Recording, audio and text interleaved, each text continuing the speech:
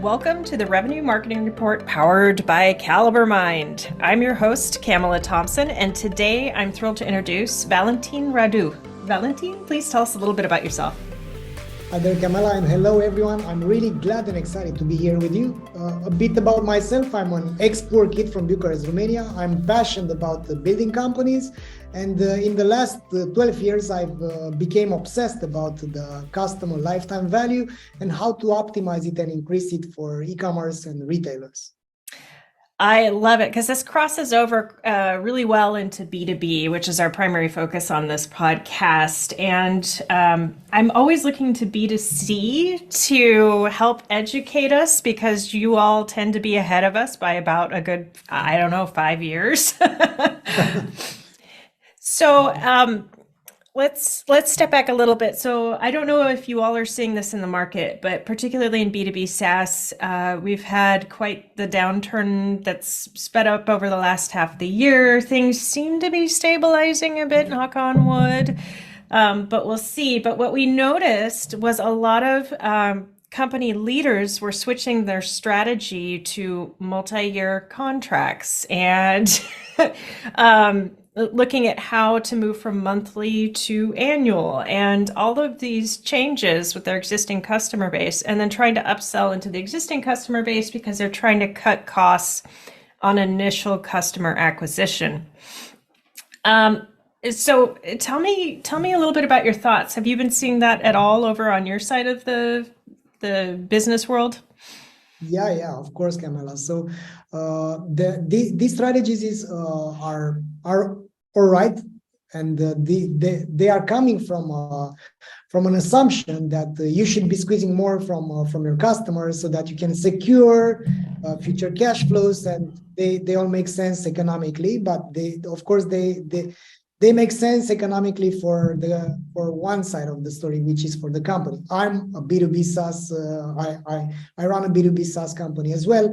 And when I'm looking for ways to A, secure cash flow, B, expand the customer lifetime value, these are one of the first tactics that come to mind. Of course, we are seeing this in the B2C world as well, because we are seeing this subscription economy that's not only emerging but blooming right now. We are seeing many retailers which are trying to secure the relationships with their customers in this manner. Now, what it's important to understand is that these tactics should make sense for the customer as well. So what's in it for me should be is the question of any customer, because we are consumers as well and we are paying for all sorts of stuff. So if our telecom provider suddenly says that, you know what, you need to pay upfront in order to talk to your phone or to have your data plan, or on the contrary, they say in order to benefit from our services, you need 3 years contracts. The 2 years contracts are gone. So how would this make us feel? So mainly that's of course coming from a perspective where companies must secure their future cash flows and to diminish the churn. However, in order to make sense for the customers as well, they need to come up with either a proper justification. Things like, for instance, we've seen this working very well. In order to keep your current price, for your subscription, you need to pay upfront. Because in 2 months, we will raise the prices by 25%. So in this manner, you will see that because you're a valued customer, we are giving you this option to freeze the price, but you need to take this small to make this investment. So if you package the right way, this works in B2C, and I think they also work in B2B. It's all about the framing, right? So how you frame the reality is more important than the reality itself at some in some particular cases.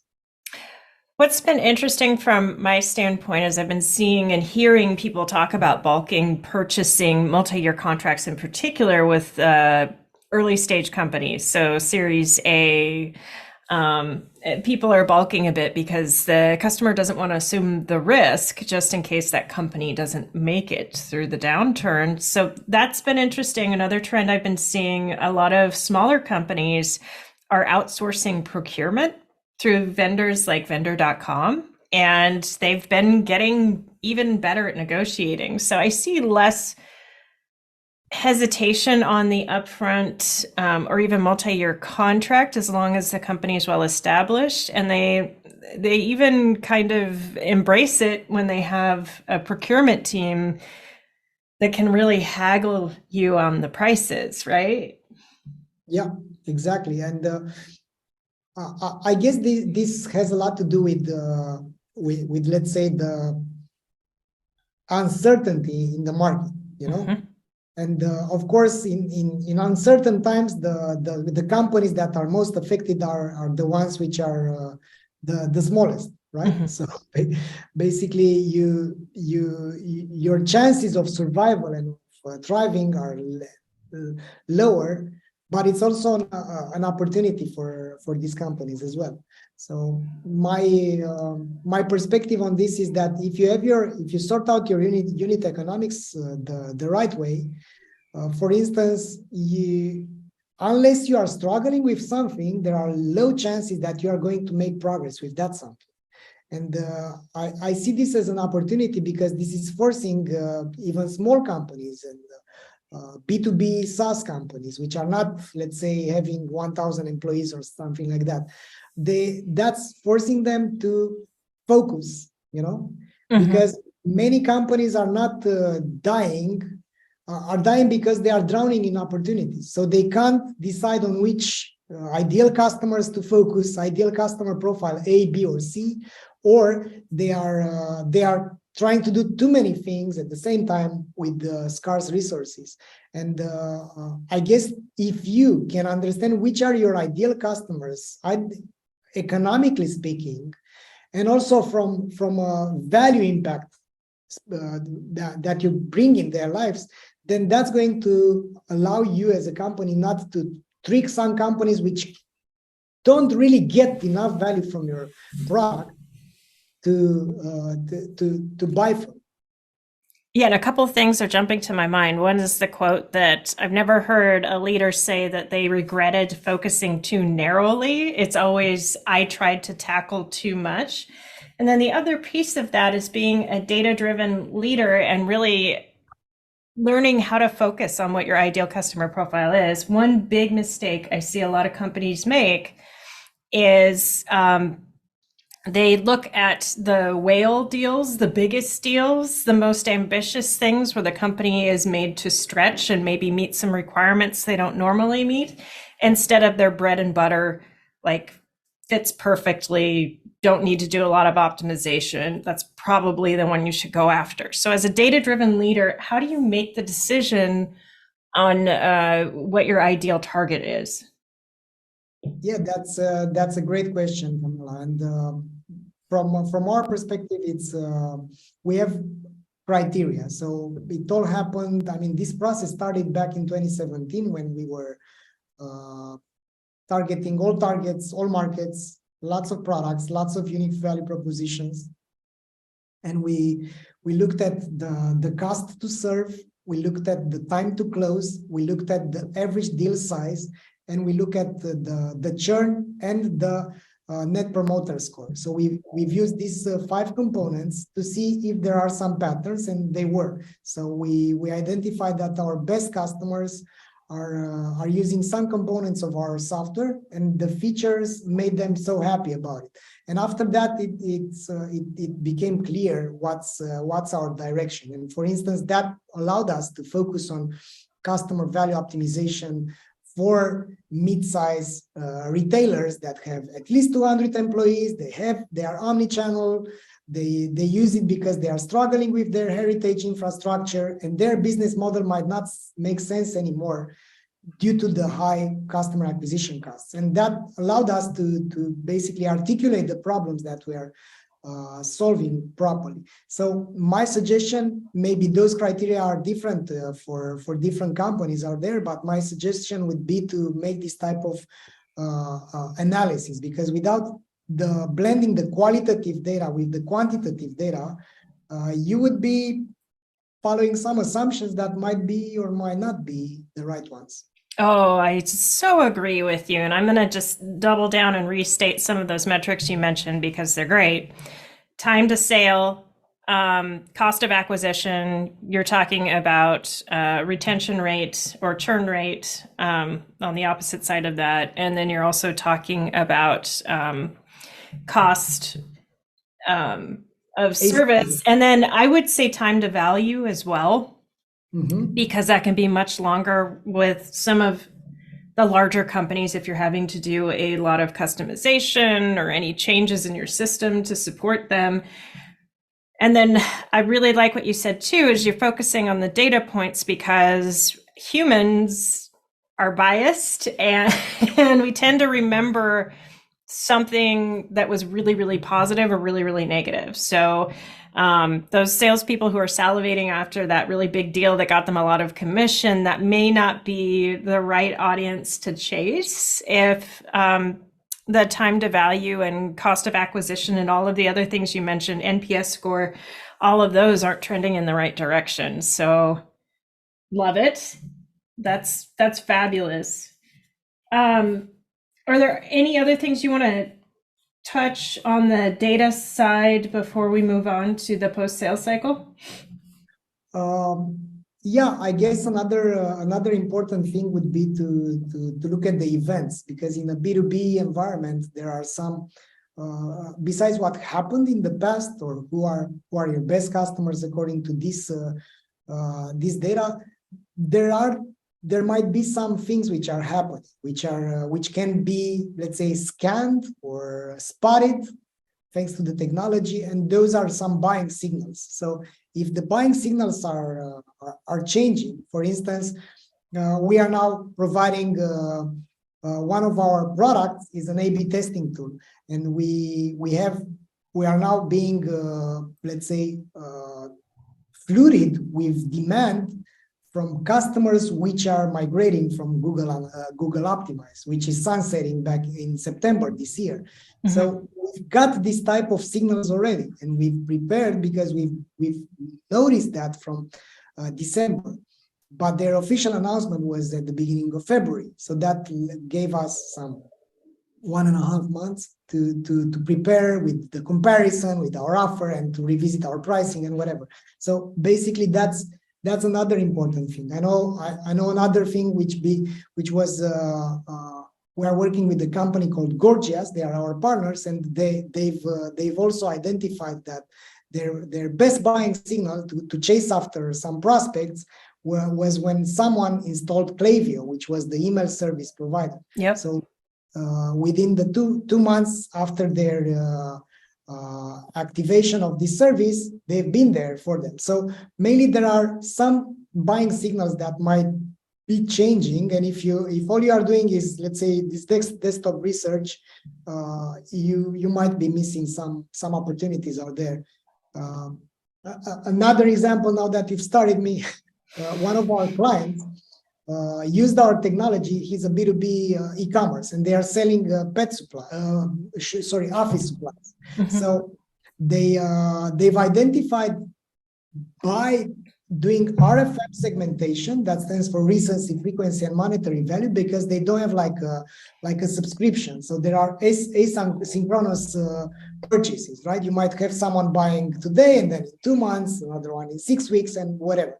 But they've identified that their best customers, when it comes to how recently, frequently, and monetary they bought, were companies which had free domains of activity. And then they've identified, they focused their acquisition towards this type of customers because their lifetime value was the highest, and their close rate was higher if they are coming from that domain. And moreover, they've activated a real-time analysis on their forms on their website when someone was asking for an offer, and the time to first response was higher if they've got this type of free domains in that form. So this type of things might be some good tweaks to to look at right now.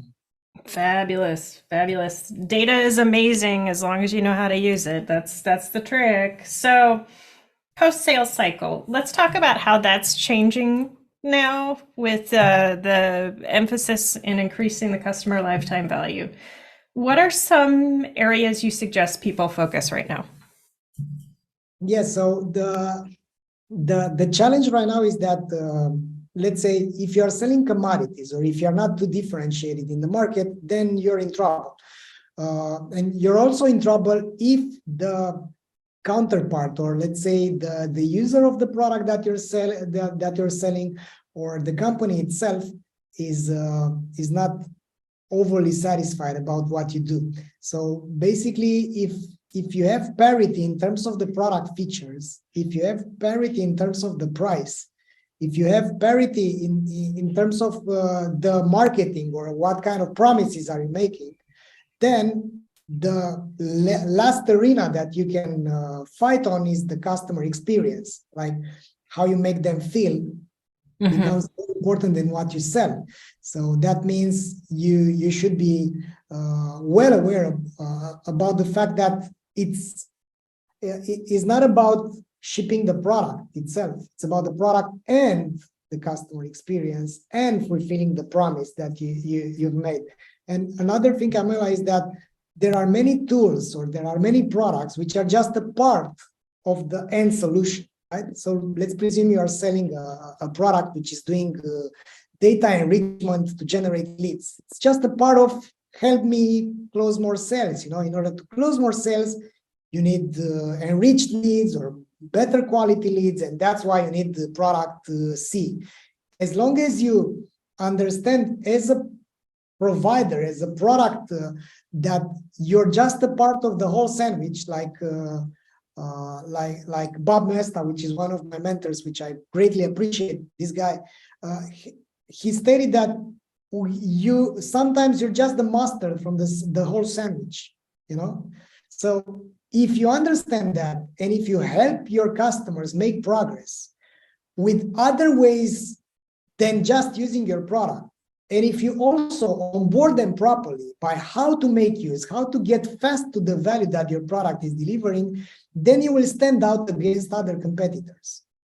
So those are the touch points that you should be leveraging in this type of relationship with newly acquired customers or people which are on a trial, if you are talking about the B2B software. Yeah, time to value is so critical along with overall satisfaction. I agree with you 100% because if you don't focus on those things, they're going to churn. The other person will focus on the price or something else that'll be enticing to them, and they won't have enough incentive to stay. And it's also interesting you mentioned being part of the sandwich. There's some big tools out there that do a lot of things okay, and then there are some tools that do each thing very, very well. I've noticed that, especially as companies scale, the CFO is more and more attracted to the companies that do a lot of things okay because there's more room to negotiate on overall price points. So, it's hard to advocate for a tool that one user likes when the cost is not great. So is there anything else you would like to add before we talk about where people can find you online? Yes, I guess one important thing, Camela, is that we have this challenging environment right now where it's still a lot of uncertainty. We have all sorts of signals that the economy is going better, it's getting better, but it's not. But I guess one idea that I want to share with our audience today is that in my experience as an entrepreneur, I've got to all these cycles. I've been building businesses, companies for 21 years now, 22 years, because the year has changed in the meantime. So what I want to share is the fact that you can make it. So basically these cycles in economy are coming and going, and the whole idea is how you grow as an entrepreneur or a business leader or a professional or as an expert. Because at the end of the day, if you focus on growing, and for instance, if you listen to this podcast, you are investing in your own education. Yeah, you are getting smarter, you are getting better, you are getting some shortcuts from other people. So that kudos for you for doing this. So my message to everyone here is that you're going to make it, and while you're here, that's a good sign that you are making it. So continue to invest in your education, be curious, and be sure and talk to yourself in good terms about what's coming for you, because doing this will change your mindset, will attract different type of conversation, and you will get into a position to make it, no matter how hard you think it is. And I've been there for multiple times, and I guess that's, let's say, not related to the post-purchase or to the data and to the customer value optimization, but it's about becoming a better professional, being a better person, because with this type of strategy, you will not go wrong. You'll not go wrong if you invest in yourself, if you are curious, and if you are also using a language that it's empowering you and it's making you produce more dopamine or serotonin rather than cortisol, because it's the brain mechanics, right? So you can change the chemistry of your brain by talking better to yourself. That's a hack that I've applied, and it allowed me to get through some very, very bad moments professionally.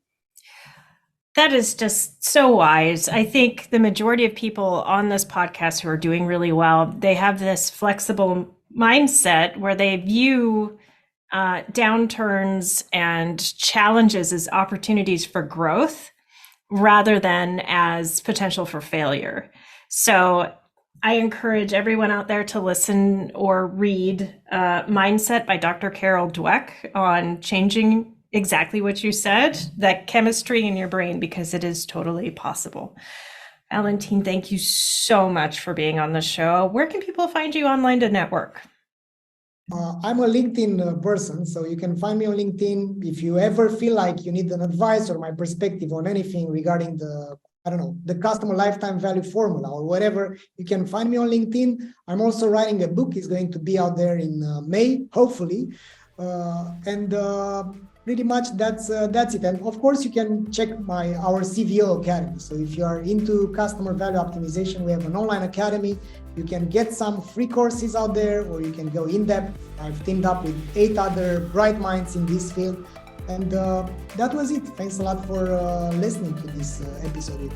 Wonderful. And we'll put the LinkedIn link in the show notes and make sure that people can be there so they can check out your upcoming book. That's very exciting. So for those of you listening, if you enjoy the show, please rate, review, subscribe, tell 2 friends. It does make a difference. And for those of you looking for more great content like this, check out calibermind.com.